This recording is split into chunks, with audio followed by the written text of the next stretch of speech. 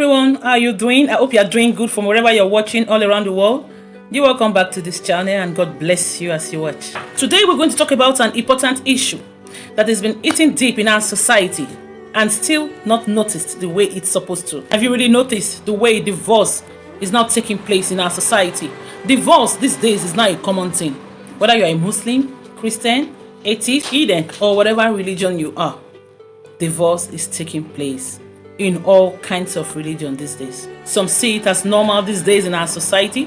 Some see it as abnormal. Others even see it as a taboo. Why some see it as something that you dare not think of or act on. And to some, divorce is a stigma. I heard recently some people talking about a lady who got divorced and walked past them and they turned and looked among themselves and laughed and said, she's not even ashamed. In fact, I was so surprised when I heard them talk about the lady like that. They looked at me, they knew I wasn't comfortable with what they were saying, but they kept on saying what they were saying. So today, to quickly look at the reasons why some people divorce. Many people divorce because of unfaithfulness. Maybe their partner or their husband or wife is cheating on them, flirting around. Some even divorce because of pressure from their family members and friends. Normally come into affairs, some marriages, and disrupt the peace and happiness in that marriage. Maybe the mother-in-law will tell the son, I don't really like this lady, I don't like her. Even the sister-in-law, some brothers-in-law, it depends on the family members. Some might have one or two reasons not liking that lady or not liking the man. So most times, those family members used to bring in divorce, end up making the girl to leave her husband or making the man to leave the wife. Another reason for divorce is negligence.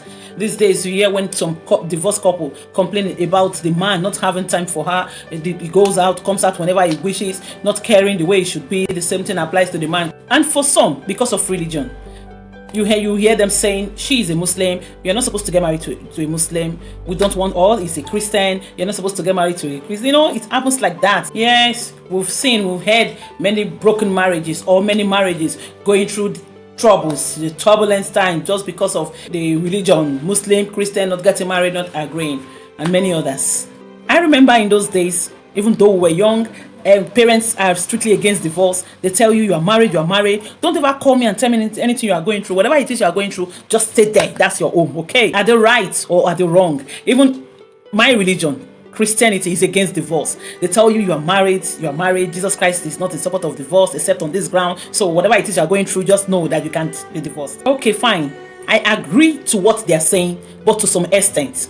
I know that the is not in support of divorce. As Christians, I'm talking about Christians, I know that many people do not support divorce. I don't think that anyone that is getting married today, planning your wedding, inviting your families and friends, is getting to that marriage because he or she is getting ready to divorce next year or next week or in 3 years time or in 4 years time. No.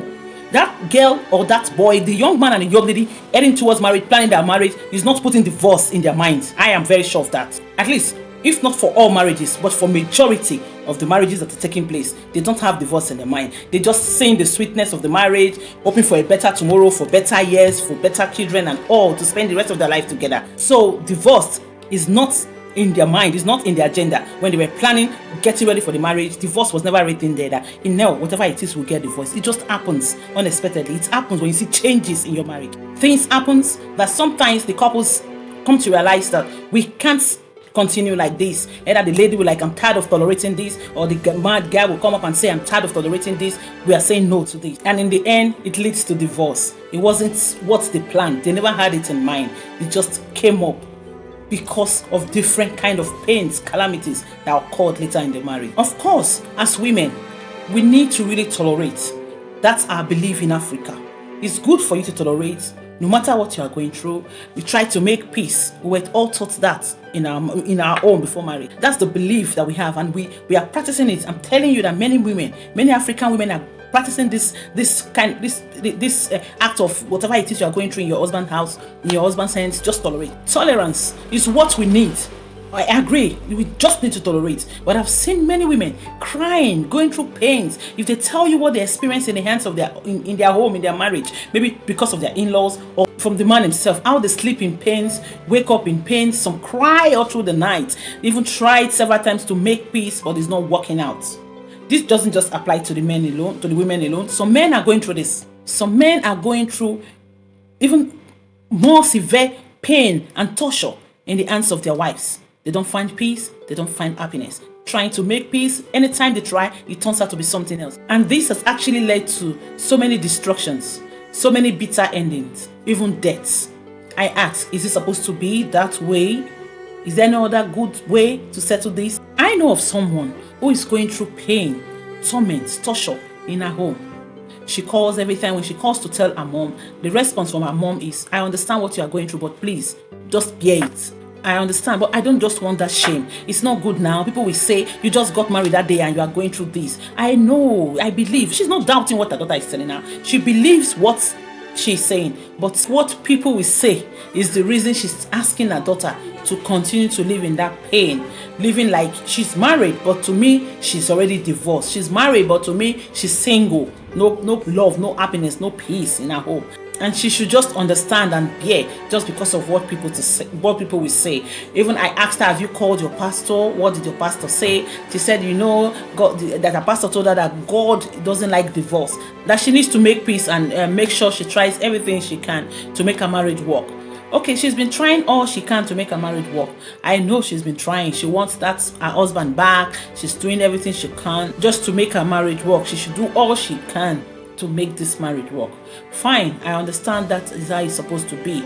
I mean, I won't just tell somebody to just jump out of your marriage or just because I do not really like that. Okay, I understand that when you are married and you are divorced, it's like a shame to the person, maybe to the lady, most especially the ladies. People will say, look at her, are you not ashamed? Is she not ashamed? Or her parents will be ashamed. No, okay, I know it's happening. But what if all she's been going through has led her to death? What would people say then?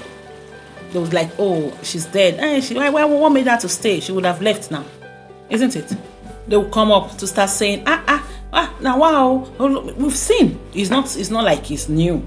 We've seen where couples fight and they kill themselves. We've heard where the man will use something before you know the lady is dead. We've seen and we've heard stories of couples fighting and eventually leading to death. The man would use something maybe to like hit the woman, use knife, or the woman would take a knife, and just in the process of fighting that could lead to death. And it has happened. After the incident of the death, you hear the woman crying, I never meant to do it, so he just hits me every day, he beats me every day, he does this to me, so today I just said let me just throw him this, and eventually this one happened and I don't know, he would die. Majority of these cases we hear is happening to the women. Maybe the man out of anger while they are fighting and just do something he never meant to do, and it leads to the woman's death, the wife's death, and he regrets it for the rest of his life. We've heard many cases in Europe, even in Africa, of the lady that recently was jailed in Abuja that fought with her husband and eventually stabbed the man and he died. All these are happening. Must we wait for things like this to happen before taking actions? We shouldn't wait for deaths to take place before we like, if I had known, I would have told her. If I have known, I'm not saying divorce, but try to handle the issue. Something is happening at the moment. Attack it. Do not wait for it to get out of hands before you start finding solution. That's medicine after death. The person, if I'd known, or she actually told me she was going through this, or the man is complaining to his mother, Mama, look at what this guy is doing to me. The woman would like, leave her, just bear it. You know that your son is complaining, that is the wife is attacking him, maybe in any little misunderstanding. You know that if this is getting out of hands, just find a solution to this. Address this issue. Many women are going through the pains of torture, physical abuse, and when they call or when they try to don't just say it out, and people will laugh at you, or this one, people will laugh. Why don't you try know what is happening? If you try, sometimes these people needs help. It could be the man or the woman that needs help, might have something bothering him or her, and is bringing it home to put it in the partner's body, in the wife or the husband's body. They need help. They need someone they talk that can understand them, a person that will see reasons with them, know what they are going through. So I see nothing wrong with you. Maybe if you have some parents are not good, I'm sorry to say this. Some parents will even should I say put petrol for fire, or some friends. It's not everybody you just call and say, look at what my husband is doing to me, or look at what my wife is doing to me. No, some of them don't even deserve to know. Just try. If you have this kind of a mom or a dad that understand, that is fair in his judgment, talk to him or her. Make him or her understand what you are going through. I believe when they get involved, they can make peace. And if it's not working out, and some might even have a good pastor, a good, I'm not against you when you know you have a good sister in the Lord, brother in the Lord, your pastor that really is a genuine child of God that can see with you, maybe pray with you, and give you good advice. Your good sister among your sisters and your brothers, you must have the one that you feel can advise you well, that knows